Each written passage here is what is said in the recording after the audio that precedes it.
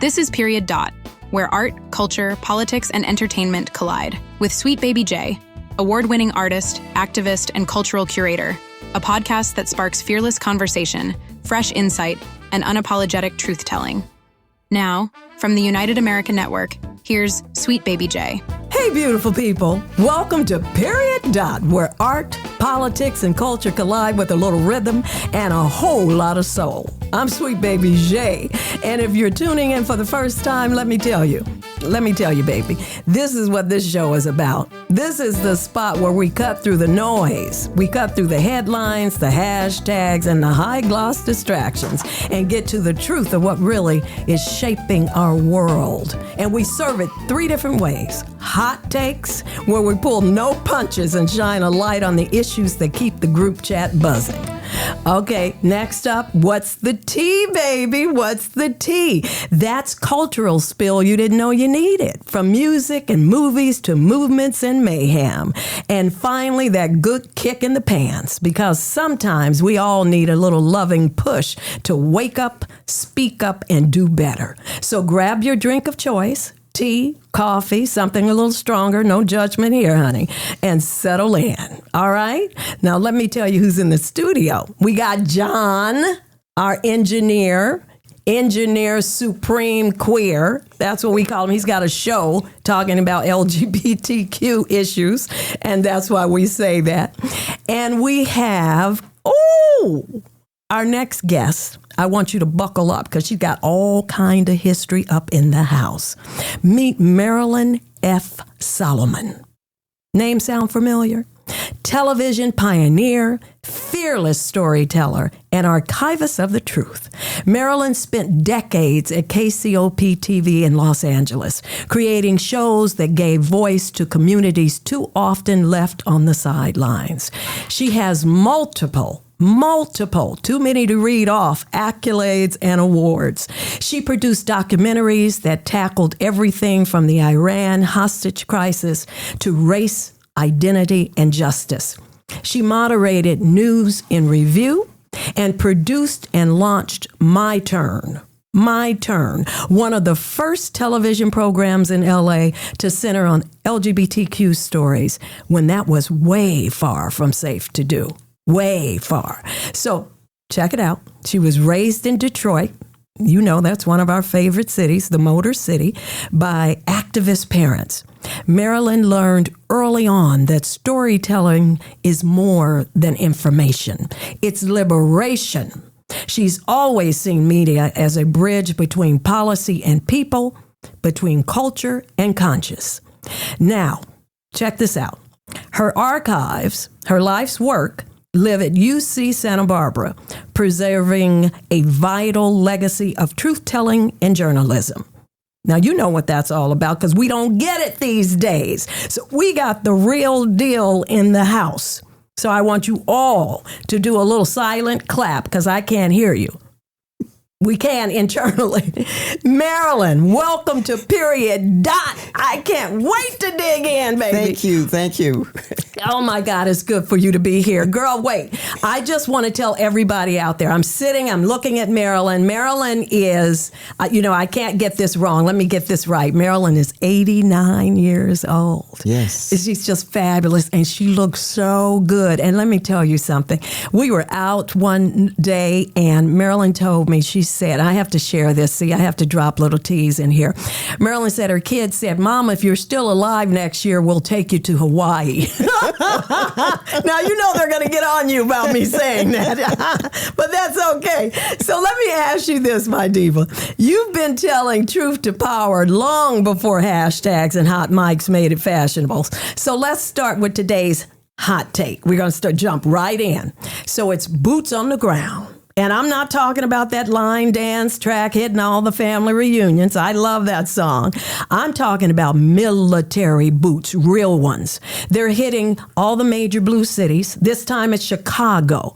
And up next, they've got Portland in their sights, baby. So part of what I'm calling on this retribution tour, because, Trump likes to go on tour. That's all he does is watch TV. So he's got his own little tour going. He thinks he's Beyonce or somebody, right? So he's got his retribution tour. So let's take a beat here. Marilyn, you've been in those rooms. You've won what? 5 Emmys? Yes, 5 Emmys. 5 Emmys. That's what I'm talking about. See, I told you. Now, you've seen where the messaging and the truth battle it out. So when you see this kind of power move, cameras rolling, politicians spinning, what's your take? Is this intimidation, distraction, or deja vu? I'm reminded of my last conversation with my father, who died when he was 101 and a half. Ooh, girl, you got some longevity. And his last word was, don't forget the 6 months past 100, when I'm 101, I was still here. But he grabbed me by my shirt. He was in the hospital. And he said, are you that one from Hollywood? Well, it's only me and my brother. So my brother who was at UCLA, so I must be the right one. I said, yes, Dad. And he said, the struggle continues.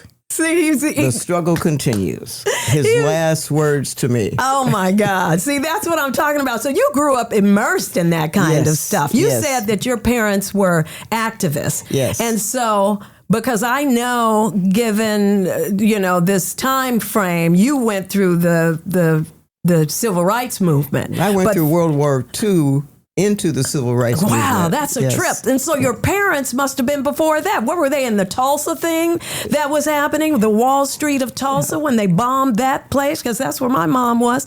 And so tell me about your parents. My father and mother were born in Montgomery, Alabama. My mother was the oldest of 6. And my father was I guess he was like the 6th of 7. Yeah. My father was a chauffeur.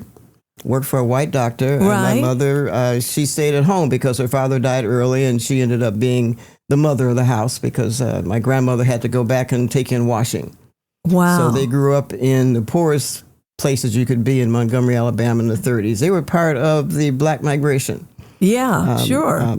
My father had a sister who had migrated to Detroit, and she called and she said, come to Detroit. So her husband sent my father $14 to get to on Detroit, the Greyhound baby. bus and get up to Detroit. And my father got to Detroit in 1937, left me and my brother behind. So obviously that's where his activism was, because it could not have been an activist in Montgomery, Alabama back in the 30s. My father was what people used to call him slick. He was like a Nancy the Spider.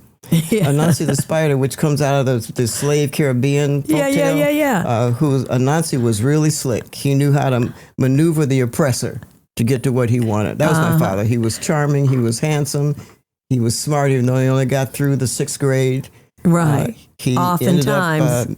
He went to night school when he heard about President Roosevelt coming out with the anti-discrimination for defense workers. Look at that. He learned to become an arc welder and ended up at General Motors, where he was an arc welder on the B-29 and dropped on Nagasaki. There it is, baby. But he stayed with that. In Detroit. That's right. But the key to our family was that he got involved in the union, and he came head on with Walter Reuther, who became the president of UAW, and my father rose to be the first black person to end up as an executive at UAW. Go on, Mama. So you come from that. Yes. That's where that blood comes from. You've got it in your genes. So my mother, in the meantime, was doing stuff in the neighborhood, trying to take care of people, trying to feed people, trying to keep the kids in line. Worked on the first PTA that was done at the local Abraham Lincoln Elementary School. Right. So I grew up with those two parents, one with his slick charm, mother with her determination. Slick charm and determination. Yes, so is that what you got? You got both of that happening up in here. Yeah, so then you can give us this take on boots on the ground, right? Yes. And so if it's not deja vu, if you say you haven't seen this, or have you? I mean, is this something you've seen before? This whole fascism? It never took quite that form, because by growing up in Detroit, where you had the pressure of needing hands to do the job, you had to be a little bit more easy on how to integrate people into the system. the big problem with Detroit was it was discrimination. You could not move into a house. You could work in the factory. No, that redlining, racism thing. And all of the neighborhoods broken up. They even had like Corktown. They had Irish Town. They had Mexican Town. They had Hungarian Town. And then they had Black Bottom, which people have heard of. I've heard Black Bottom. Right. And Black Bottom has nothing to do with black folks. Black Bottom was where French immigrants moved because the farmland was so good when they moved over from Canada. Isn't that something? And they stayed there until finally, and all the Jews came in, and the Hungarians came in, and the Germans, and then finally black people. So that's when my folks got their start. Okay, that was Dad and Mom. Right. And then what got you to Los Angeles? Married a guy many years later. Moved to Los Angeles. And when did you figure out your activism? I knew my activism when I was probably in the third grade. Because my father was very, very charming. We would have dinner time and we would talk. In those days, you could call the library if you had a question, and you get a real live librarian on the telephone. We had the only telephone in the housing project. So we would sit around talking. We'd say, Daddy, what is this? What is that? He'd run into some socialists, and they were talking about come the revolution. I go, Daddy, what's the revolution? Come the revolution. And he would explain, and he said, but the revolution is not the same as being able to walk into a restaurant, get a cup of coffee with a white man sitting next to you. Oh, child, things are going to get easier. So he started to organize, and he became the first to deal with breaking down discrimination in restaurants before Martin Luther King. Oh, really? My father through joining... Well, it took the people on the ground. It took those boots on the ground. If we want to talk about that, getting away from what today's interpretation on boots on the ground. Yeah. We had boots on the ground. Right. And our boots on the ground were, building relationships within the community. Right. Find ways that we could be active. There was never any violence. We did picket lines, and the union thing was important. People don't know that in Detroit, union activity and civil rights were hand in hand. They were not separate. Well, then, that was back when unions started, and we really had to get, those were the people who were fighting for workers' rights on the real T. They did not believe in fighting racism because they felt like come the revolution, everybody will be the same and free. And my father went, no, I don't think so. Mm-hmm. So he did on his own. He would do things like organizing. He started a youth council. I was active in the youth council. So that's where you started. So let's fast forward up to Los Angeles. Now you're a big time news person, right? You're in the studio. So how did this little activist girl, this baby girl from Detroit, you married, good wife, had some children. Now had a lot of children, a lot of babies. And now you're like, in the 70s, I think it was the 70s you got your start in television. How did that happen? Well, it happened because I had these 5 children, but I needed to be active. I wasn't accustomed to just being a housewife. I really struggled with being a house. I was a good cook, but I never liked the work. Well, did you major in communications or journalism or something? Not until after I had been in television for a while. I knew nothing. Wait, back that up, sister. Okay, so you got 5 kids all sucking on your, they're hanging on your skirt tails. Yes. And you said, I need to get out of this house. Right. I'm going to go drive me crazy. And instead of going in at that time in life where secretary was like the number one gig for the housewife, you said, all right, I'm going to jumpstart and go over to the TV station. That was all totally by accident. Well, how? What happened? I was teaching preschool. Okay. Head Start was around, and people knew I had children, and so I started working on TV. My brother called and said, Channel 13 is looking for somebody black because the Federal Communications Commission is upset with TV stations. And there was a group of young black attorneys in L.A. that went after Channel 13 and after Channel 9 to take their license away because they weren't doing programming. So I called, hi, I'm Marilyn, I'm black. And they hired me over the phone. Well, that's what they're talking about now. That's why MAG is all up in arms. They would have been justified when I went because I knew nothing. I could spell television, but that was about it. This is what I'm talking about. Back then, it's because they really did. They wanted to add some color. They wanted to use, they needed that. They needed that. Right. So and now you have to be 10 times brighter than the next person next to you to get that job. Well, they brought me in and they didn't give me an office. They gave me a chair. They gave you a chair and a desk and an Underwood upright typewriter. And they say, we want you to be here, and there's a telephone, and you call us if the black people are coming. That was my job. Wait, stop it. Don't tell me that. Okay, can I get that job? Wait a minute. That's what I'm talking why about. would black people come all the way from Compton and Watts to come to Hollywood? Right? So I did that for a while. But it didn't change until one day I came to work, because I was trying to figure out what to do. They gave me a TV show, Romper Room, and little things to do. I was not invited into anything. I was just sort of like in this little room in the back of the station. I came to work one day, and there were people surrounding the station. And I thought, was there a tour? It wasn't big enough for a tour. I only had 2 sound stages. What were they, picketing? They were gays. They were gays. Who had been on a show with, you'll love this name, Mort Saul, the comedian. Oh, my God. And Hugh Downs, who was a broadcaster. They had come up with a show developed by my station called Both Sides Now.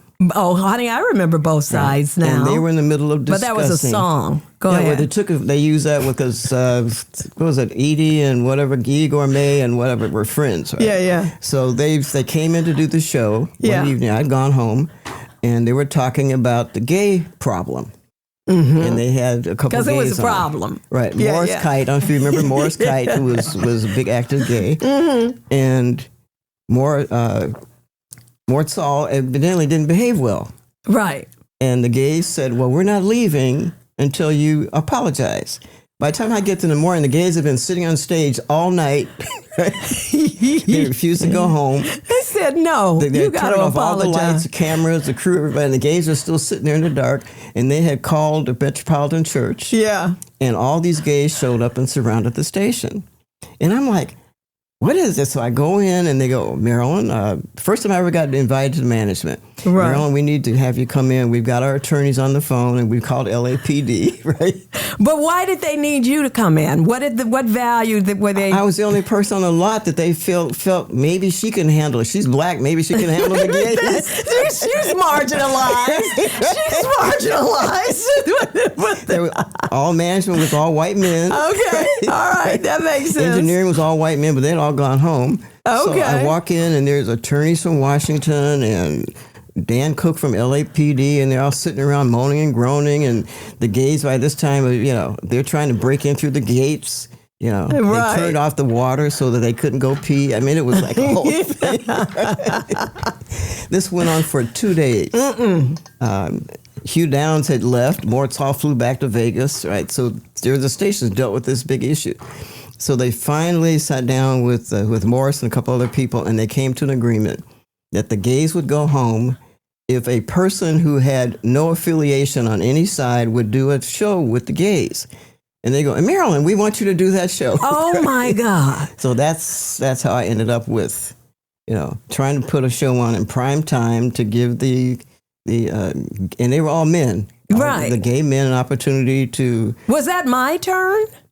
My turn came out of that. Oh, my turn came out of that. Yeah, this was going to be a primetime show that they could talk about their issues. So that's pretty darn good. I mean, that was dangerous, honey. That was at a time where they were beating up people. I mean, you go to New York and they are just taking billy clubs out and busting people in the head. Right. And for you to take a show on like that was pretty, and particularly you were a novice. Yeah. I mean, they pulled you up because they didn't want to get hit. They here, put her out front. Right. And I had still been doing TV shows from that Saturday where I got the $35. So they kept me on the air doing programming. Right. So I knew how to handle the show. But I did get death threats. You did get death threats. Because, we taped the show and then the air date was publicized. And I remember one night my husband was at a conference with UCLA up in Ojai, and the phone rang. Uh-huh. And this voice said, we know who you are. We know where you live. We know where your children go to school. Oh, yeah. That's what's happening and now. We're going to get you. Oh, yeah. They're taking that out of the playbook.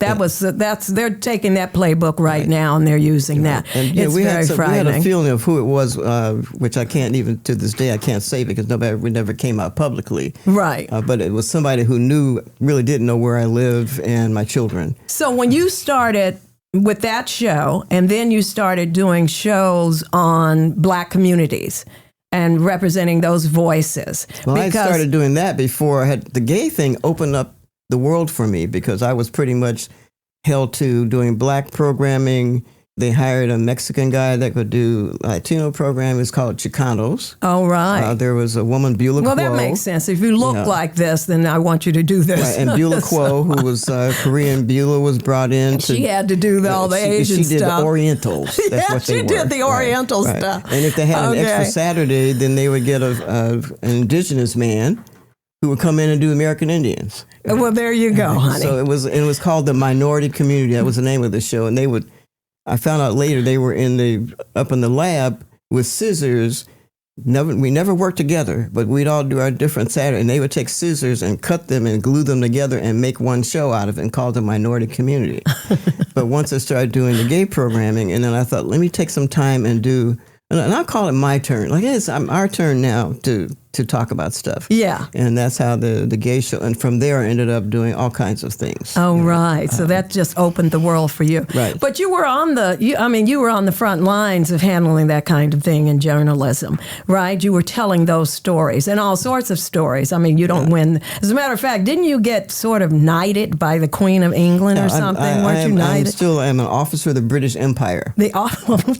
That sounds like a Star Trek movie. Wait a minute. The officer of the British Empire. What does that mean? Well, I'm not sure what it means, but it was wonderful. But it sounds good. I mean, that's what I'm talking about. All of this grew out of as part of my job. Who was that? Queen Elizabeth. Yeah, this was in 2005. Yeah. But during that time when they were trying to figure out what to do with me, because clearly they could sense I was larger than just black programming. Right. They needed somebody to deal with broadcast standards because that was another issue of commercializing programs that didn't belong to commercials. Right. So I started doing that, and through that I met the British government because I had a show on the air. So you've got, this is what I'm talking about. You've got all this experience. And so when we look at things, because Marilyn, really, people don't watch the news anymore because it's too much. We're being assaulted every day. And so they turn to podcasts and YouTube. Everybody gets their news in these little silos.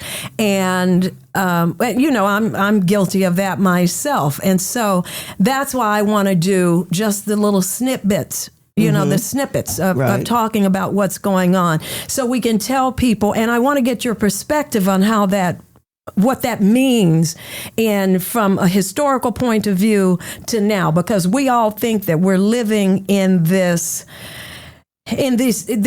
times are unprecedented.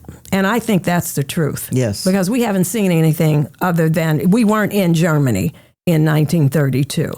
And although black people, we've had to deal with this boots on our neck for a very long time.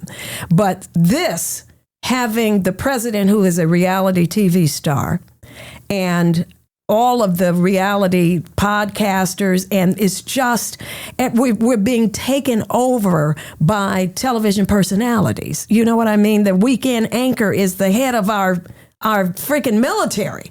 You know what I'm saying? I hope China, if you're listening, turn this off, because if China or Russia is listening, this is the time they're going to try to get us, because the head of Homeland Security is a model. She's like, I don't know what the FBI had never beauty done. contest news is what it is. Oh my God. Yes, it's unbelievable. Right. But so from your perspective, with these boots on the ground, look, what can we do? Pritzker, governor of Chicago, he said that Trump is senile. He said he's suffering from dementia and that he doesn't read. He had some good one. He had some gems, honey. My heart was filled. Right. You know what I mean? Mm-hmm. And it's just like, and the mayor wants to shut down the city and, shut off city property so that, it seems, pretty futile. But what's your take on that? Well, my take is, having grown up in the local television, you could see over time that through changing the role of the Federal Communications Commission, local television became less important. You don't get a lot about what's happening right now. News is very much corporate. If you want to find out what's happening in Chicago, you don't get a Chicago news person. You get somebody from New York or Washington or MSNBC who flies in. does their bit. And even though they may be doing a good job, it doesn't have the local feel.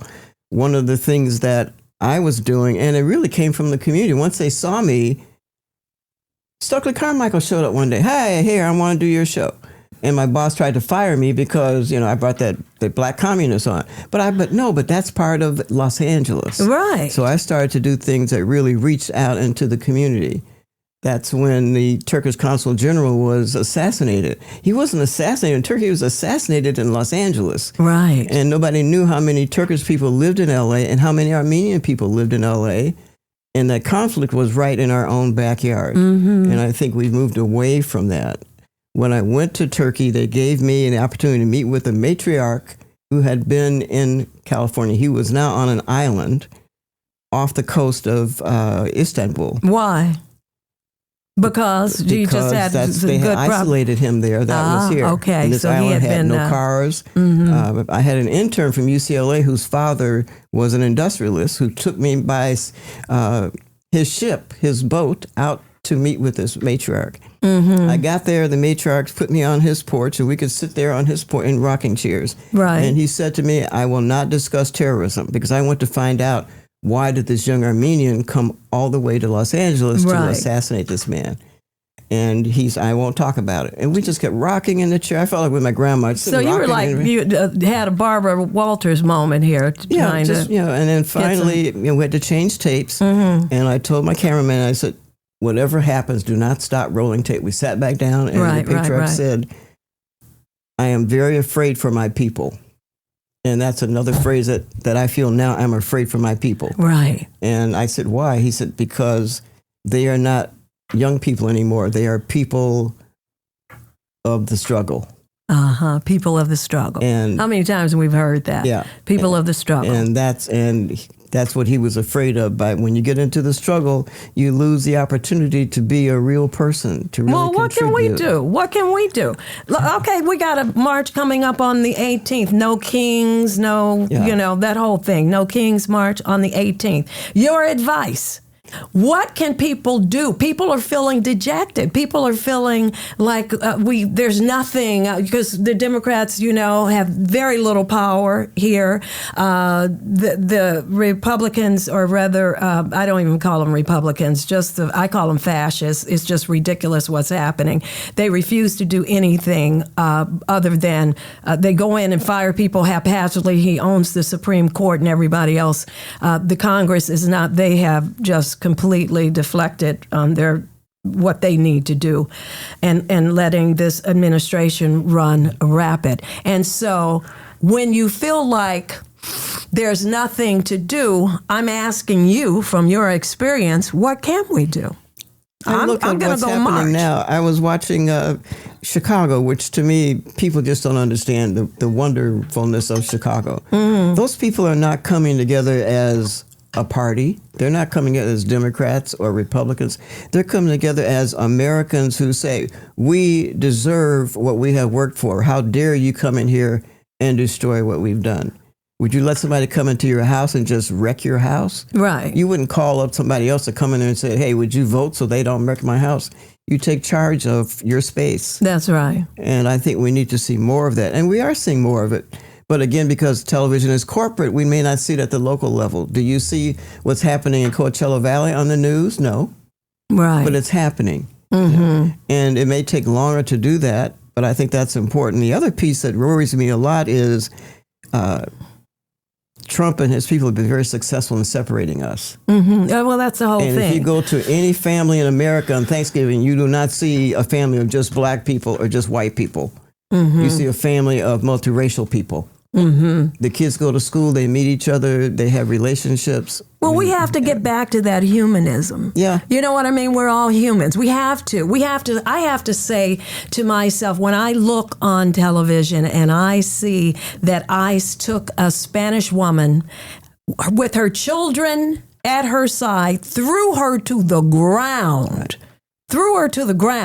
That I'm not the only one outraged because I happen to be Democratic persuasion, that Republicans should be outraged too. Well, women should be outraged because of what's happening to other women, and we don't see women coming to support other women. That's exactly right. I have to wonder what's happening. I mean, I've refused to believe that people's humanity is not there, but I think he puts people under a spell. I think the man actually has devilish tendencies. He might be the devil himself. I don't know. No, don't send me down that road. Okay, now. I won't send you down that road. But let me tell you, this is where the mic is hot, baby. You give me the side eye. She's giving me the side eye, y'all. She said, don't send me down that road. But I'm here to tell you, people have lost their minds, their moral compass. You know full well that a woman will be outraged to see that woman thrown on the ground. Right. My mother would have been out there no matter who the woman was if she saw her in trouble or saw her child in trouble. That's exactly right. What is happening now? But we don't see that we're in these little silos. Spell. That's right. We're in silos. Right. We're not getting it. We're not getting it. So the other hot take is my girl, AOC. She came up with a plan. People are, just struggling, trying to come up with anything. Governor Newsom. Oh, I love him. He said, okay, I'm going to troll him because his son said, okay, let's do this, Dad. We're going to do exactly what Trump does. And he does the exact same thing. And people come out of the woodwork criticizing him for it. And Trump had just posted the exact same thing. But he shows how ridiculous it is. That's his take. AOC's take is that she said we should start making fun of these guys. We should start well, John, can I say dickhead? Is that too late? So she says about Stephen Miller, she said we should just call him what he is. What can I say? It's one of the hopeful things is Kamala Harris. Right. And it's not that I'm a fan or not, but she was a woman that had managed to pull together in 107 days. 107 days, lots baby. Of people, most of whom were women and women of different colors. But when it came down to actually going in that booth and making the vote, the women chickened out. And That's this has happened historically in our country. Right. Nobody knows that Eleanor Roosevelt and Mary McLeod Bethune, who was a black activist, they were dear, close friends and got a lot of things done. Yes. They made a difference in World War II in terms of integrating the military. They had those divas were working Tuskegee Airmen. Yes. They did a lot of things. What happened to women? We started to separate off women because we got caught into, am I attractive or not attractive to the men in power? And we need to get away from that. We really do need to get away from that. I think women will make the difference. We still run the house. We still, in many ways, run the office. We handle the corporate. Some of my master's study was who does conflict resolution better, men or women? I think women are better at conflict resolution. But men keep us out of a place where we can actually practice that. Right. I see what you're talking about, and it's definitely right. And okay, so family, let's pour into some tea. Let's get into the tea, right? Because it's getting hot up in here, baby. So, Marilyn, you've seen how media, that game is played, right? So how the story gets spun, let's say it gets spun depending on who's holding the mic. Right. So back in your day, and I say back in your day, that means, I say that for everybody. You were the mic. You told the stories. You set that tone because you were a producer, not just on air, right. But for many years you were a producer and you set that tone. And so I want to know, here you go. When you're in your living room and you're living in a time where truth has become a brand, it's just a brand. Everybody's got a platform. Everybody's got a take, and half of them don't have the facts. Now, you built a career on research, receipts, and integrity. That's what it was. So what does it look like now when we've got influencers, right, acting as if they're journalists? So anybody with a podcast is the new journalist. That's where people get their news. And politicians are reality stars, right? No, they're not even stars. They're just reality workers. Yeah, okay. Yeah, they're the extras. They really are. Let's get real. Because if they were really stars, they'd be running the podcast industry, and they are not.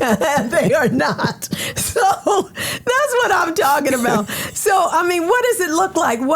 What's your take on this whole thing? What's your take on this whole nobody wants to watch the news, everybody's getting their doses in podcast, the journalists, are there any David Muir is the number one journalist in the country. He's won Emmys every year. And who's he with? He's ABC. He does headline news. David does headline news. He just touches on the facts. Lindsay Davis, she gives us a little more meat. MSNBC, of course, I think they're the only one giving us news. Fox is giving us nothing but lies. I mean, just absolute lies. You could sit there and do a television program and fact check them and have a whole TV show based on the amount of lies that they do every day. Right. There are some people who do that. So, but I don't want to dog anybody out. I just spend my day dogging people. To me, that are providing the news and giving the take on the news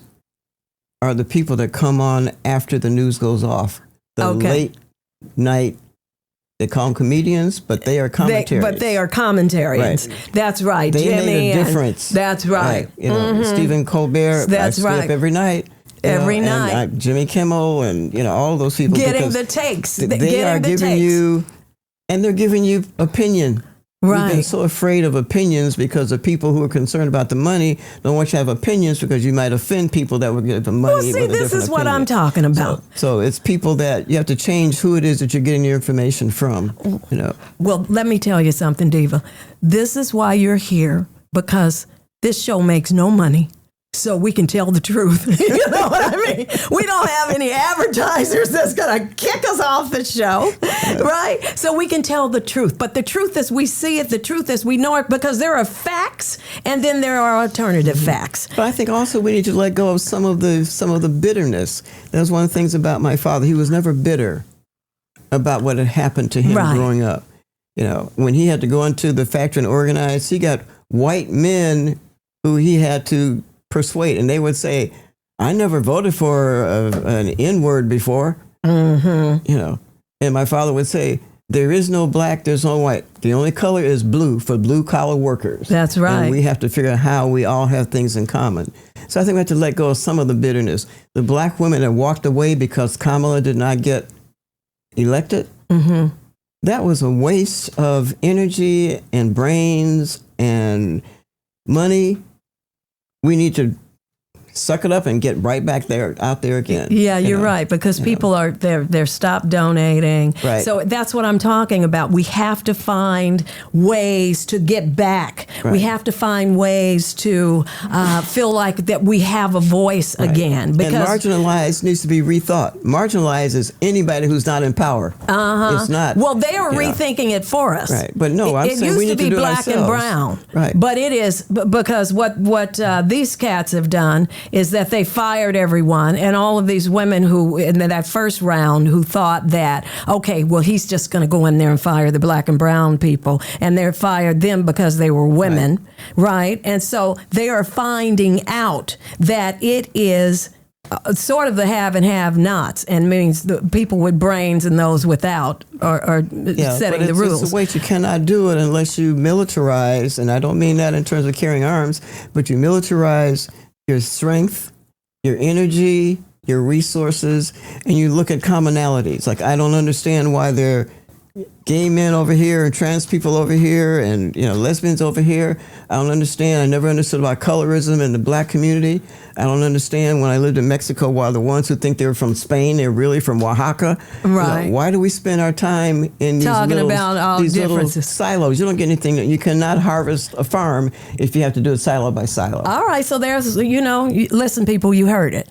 So let me tell you something. We're talking about some wisdom, and the wisdom here is that, stop acting in these silos. Stop acting in these silos and start getting it together. I think that's what we're starting to realize. That's what's happening, because it really is affecting all of us. This whole takeover, I call it, is affecting everyone. When you talk about messing with someone's Medicaid and Medi-Cal and their health insurance and all of that, then you are talking about you got a world of trouble, honey. He's stumping on his own people. MAGA people are when they realize that he's going after them with all of these ridiculous schemes. And don't assume because you're driving a Tesla or an Oldsmobile that they won't come for you, because when they run out of trying to get people in pickup trucks They still want to try for power, so they'll go for the next group. That's exactly right. Nobody survived in Italy and in Germany through the World War II. Stick together. Right. Stick together. DEI, we're talking about, let's, with the T. So Bad Bunny. Bad Bunny is a singer from I had to Puerto call Rico. my kids. I went, what is Bad Bunny? What is no Bad clue. So now I know a lot. Yeah, now you know a lot. So Bad Bunny is, he's got this thing, right? He's a superstar. He's a Puerto Rican powerhouse. He's a fashion rule breaker. I mean, he's all of that and a bag of chips. He's the first Latino solo headliner for the Super Bowl halftime show. And the MAGA people are going crazy as if he's burning the flag or something. It's just really crazy because maybe he'll sing in Spanish. That's the whole issue. It's not that he's an activist. No. He's just a guy doing what he does, and he does it well. And he does it well. Spanish is his first language. Yes, and he wants to sing in Spanish. And they want to have a fit. Well, half the country, half the world speaks Spanish. Half the world speaks Spanish. Spanish is the second language in America after English. That's right. Hello. And so it's just a matter of they're threatening, and by the Trump is threatening to send ICE in and arrest all of the fans. Right. I mean, it's just really gotten to be really, really crazy. Right. Well, one thing I would suggest if people like movies, there is a movie that came out called Origins. Yes, honey, I love me some Origins. And if people will take the time to look at that movie called Origins, yes, you begin to understand that race is just manufactured. There's other things going on. Power comes in many, many different colors and sizes and shapes and conditions. You know what? I would recommend that as well. Right. That's a really good one. Right. So, if you would watch that movie, Origins, you can understand on a greater level what's going on, and it's not the basic thing that we think it is. Right, and that movie was based on the Holocaust, Jim Crow, right, and it still goes on in certain parts of India in terms of the caste. Right, and that caste system. And people don't know that the Holocaust theory of getting rid of the Jews was based on their study of Jim Crow in America. That's exactly right. So it's important to really get a handle on. To don't see waste where it time comes with this race stuff, because that's going to go out the door. We're all Let's living talk with about and the sleeping caste with system. and everybody. They don't want you to have more than they have, and so. When you talk about, this is what I'm talking about, how you bring that to that perspective here. I've got a very fun question for you. Okay, so we were talking about Bad Bunny. If Bad Bunny drops a surprise guest, who would you want to see? Would it be Shakira? Would it be Cardi B? Or would it be Auntie Maxine giving a halftime mic drop? Maxine was my first guest when I was in television. She showed up in my office one day and said, "So what are you going to do about the people?" That's what I'm talking about. What you going to do about the people, baby? I want Auntie Maxine. I think that people need to understand the multiracial aspects of being Latino. Yes. And I don't have one particular person in mind, but after living part-time in Mexico for 20 years. Oh, is that right? Right. That was my safe place, because I never felt like I was mistreated in Mexico. Because Mexico is brown people, black people, yellow people, all kinds of people. That's right. If he could bring to the stage the multicultural, multiracial aspects of the Spanish language, I think that would make a big difference. And I think it will. And I think he's going to. But because I think that what Jimmy Kimmel showed us is that you cannot let a bully win. Right. And that we still have a voice, and we still have a voice for free speech. And they're trying to cancel out Bad Bunny. It's not like, you don't have to be a Bad Bunny. For those of you that have never even heard of him, you don't have to be a Bad Bunny fan to support this man. It is the principle of what's happening. Because he speaks Spanish, they do not want him to come and do a Super Bowl show, because right now the target is Spanish-speaking people. Right. But do you know who's behind the Super Bowl shows? Who? Jay-Z. Oh, Jay-Z. Jay-Z has a contract with NFL. Is that right? To produce the halftime shows and been doing it for years. Yes, baby. So don't get distracted by what you think in front of your eyes is what's all that's there. That's really not true. See, that's a little back channel TV talk right there. And I think also Trump is a major distraction for what's really going on. What's really going on? Because if he disappears tomorrow, nothing's going to change. Well, that's true. Yeah. Well, but I still want him to disappear tomorrow. I don't care. I just want him to disappear tomorrow. But he's got to have a truckload of, talk about going to the graveyard with a U-Haul truck. He needs to go to the U-Haul truck with Dave Miller or whatever his name is. Stephen Miller and all those people. All of them. Take them all. Who are just utilizing him because he's out front. Oh, honey, and they're doing it right now. Smokey-eyed Vance with his tattooed on eyeliner. I wish you would tell me who did it so I could go have it done. And then that other one, the little one that he doesn't know anything about, the one who's the head of the War Department. They went back to the War Department, the weekend anchor. I know they're going to try to come for me, so they don't know what I look like. But don't forget, you train the military. The military has always understood that they function on behalf of the Constitution. That's right. Well, that's right. We may have to have a coup. We may have to have a coup. We might have to do some old school stuff. You know what I mean? All right. One of the things, last thing I'll say is I learned in TV, if you feel strong about what it is that you believe in and you're good at what you do, then your chances of success will improve. Well, then I love it, baby. Thank you so much for pulling that curtain back and showing us that truth doesn't retire, and that real journalism still has a heartbeat. We With appreciate retirement that. comes courage. That's right. There you go. All right, to all my listeners out there, don't let the noise fool you. Keep the questions coming. Keep the connections and the dots. And remember that when they bring the boots, right? When they bring the brutes, we bring the rhythm. Right? Those boots on the ground. That's what I'm talking about. We bring the rhythm.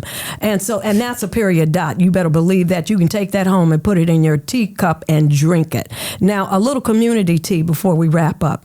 Pride and DEI. They're feeling squeezed out. Now, Pride had like a $300,000 shortfall as sponsors started to pull support because DEI became a bad word. That's just not happening these days. And so sponsors said, I can't take the chance, and they pulled back. So it's important now than ever that you show up and you show out. Now, I have something coming up. We have for the Sunset Music and Comedy Festival in November during Pride on November the 6th through the 9th. And we focus, we bring world-class concerts focusing on underserved communities, voices that go underrepresented. So women, LGBTQ artists of colors, seniors, kids, we throw them all up on the stage and we have a good time because we want to raise money for our programming and our children to get them instruments and mentorship and scholarships because we know what the next generation, we want them to look like. We want them to be activists. We want them to have a better and brighter future because we always want to make sure that we're putting that into our kids. Oh, and another thing, this is shameless, absolute shameless promotion. I have to do it. So my new book, Sing Your Life, a step-by-step guide to turning your voice into income, is out now on Amazon. It dropped last week, so grab yourself a copy, Sing Your Life, or buy one and donate to a student through our Smarts program because every young artist deserves a chance to find their song. All right, everybody?